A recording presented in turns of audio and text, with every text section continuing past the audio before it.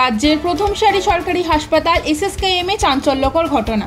হাসপাতালে এক অস্থায়ী কর্মীর বিরুদ্ধে উঠেছে যৌন হেনস্থার অভিযোগ। সূত্রের খবর, অভিযুক্তকে ইতিমধ্যেই ভবানীপুর থানার পুলিশ গ্রেপ্তার করেছে। কলকাতার বুকে এসএসকেএম মতো হাসপাতাল,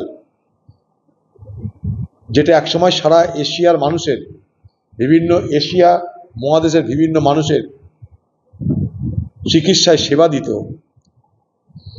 এই এসএসকেএম যেখান থেকে রিসার্চ করে বড় বড় ওষুধ আবিষ্কার হয়েছে,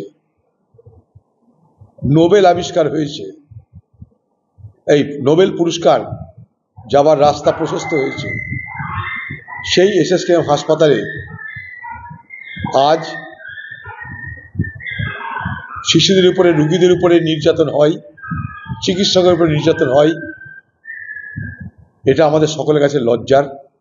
জানি না বাংলার মুখ্যমন্ত্রীর লজ্জা শরম বলে কিছু আছে কিনা, থাকতো তারা হয়তো নিজে স্বেচ্ছায় বাংলার মানুষের কাছে তার স্বাস্থ্য দপ্তরের বিফলতার জন্য ক্ষমা চাইতেন।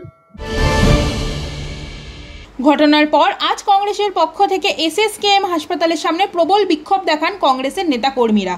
তাদের দাবি, হাসপাতালের প্রতিটি ওয়ার্ডে নিরাপত্তা জোরদার করতে হবে এবং অভিযুক্তদের দিতে হবে যথাযথ শাস্তি।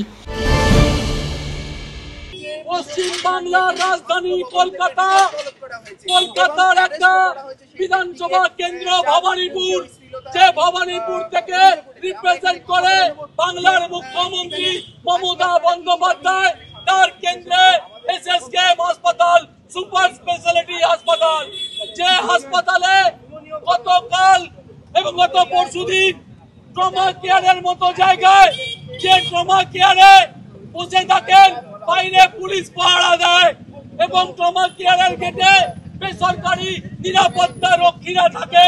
সেই রক্ষীদের মধ্যে একজন হাসপাতালের প্রাক্তন এসএসকেএম হাসপাতালে চাকরি করত এক সার্ভিসম্যান, যাদের ব্লু রঙের পোশাক দেওয়া হয়, সেই পোশাক পরে তারা কালকে গিয়ে ট্রমা কেয়ারে শিলতাহানি করে।